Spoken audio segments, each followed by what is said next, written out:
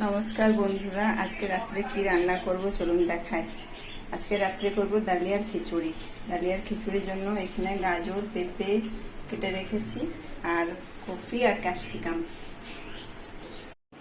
আর করব আলু ভাজা আর বাঁধাকপির তরকারি। বাঁধাকপি কেটে রেখেছি, বাঁধাকপির তরকারির জন্য আলু কেটে রেখেছি, আর আলু ভাজা কেটে রেখেছি। 1 কাপ মুগের ডাল নিয়েছি আর 1.5 কাপ ডালিয়া নিয়েছি। এইদিকে প্রথমে ফুলকপি আর ক্যাপসিকামটাকে আলাদা করে ভেজে নিচ্ছি, আর এইদিকে জিরে, শুকনো লঙ্কা ফোড়ন দিয়ে করে পেঁপে আর গাজরটাকে ভেজে নিচ্ছি, আর একটুখানি আদা দিয়েছি উপর থেকে।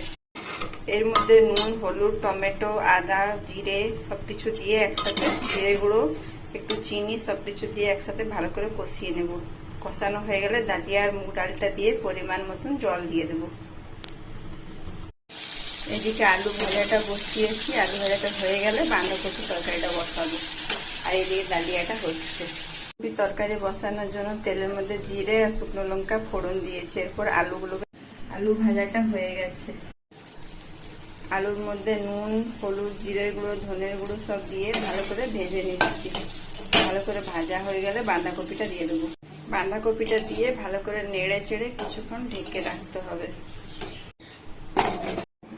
ডালিয়াটা হয়ে যাওয়ার পরে ভেজে রাখা ক্যাপসিকাম আর ফুলকপিগুলোকে দিয়ে দিতে হবে। তারপরে ভালো করে নেড়ে চেড়ে কিছুক্ষণ ঢেকে রাখতে হবে। এটা ভেতরে ভেতরে কপিগুলো সেদ্ধ হয়ে যাবে। বাঁধাকপির তরকারিটাও রেডি হয়ে গেছে। এটা হচ্ছে আজকে রাত্রের খাবার। কেমন লাগছে বলবেন দেখে। আপনারাও কখনো ট্রাই করতে পারেন, ভালো লাগবে খেলে পরে।